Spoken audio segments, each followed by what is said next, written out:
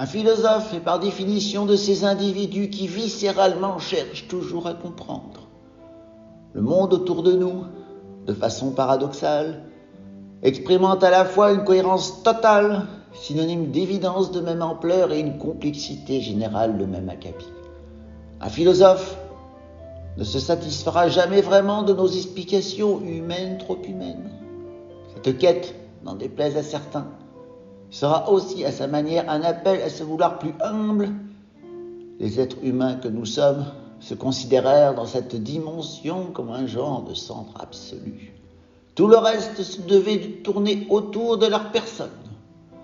Aujourd'hui, là aussi, de façon paradoxale, par leur signification, l'éternité comme l'infini nous écrase, en ayant de cesse à notre entendement de prendre le large.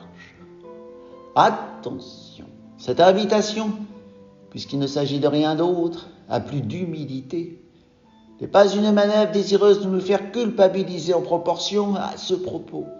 Je suis de ceux qui pensent que seule la réalité est en capacité de nous tirer d'affaire, d'abord en développant en nous notre capacité à savoir et pouvoir l'admettre comme telle. Après, je fais aussi partie de ces philosophes intantinés joueurs, appréciant de démontrer aux religieux que nous sommes aussi capables de projection d'un caractère aventureux, en retenant, tout en se risquant à ces envolées, ce que la réalité, à force d'être travaillée au corps, s'est résolue à nous avouer. Ainsi, Dieu vit peut-être dans une dimension où l'espace, le temps, ne se constatent pas comme donné, et se navrent en nous observant, d'apercevoir de ces loupés que le hasard génère parfois pour rendre grâce à cette volonté qui le constitue et qui le motive à aller plus loin sans interruption. Dieu, en nous voyant, nous dépatouiller en pure perte, se sent par alternance traversé par autant de peine que de colère.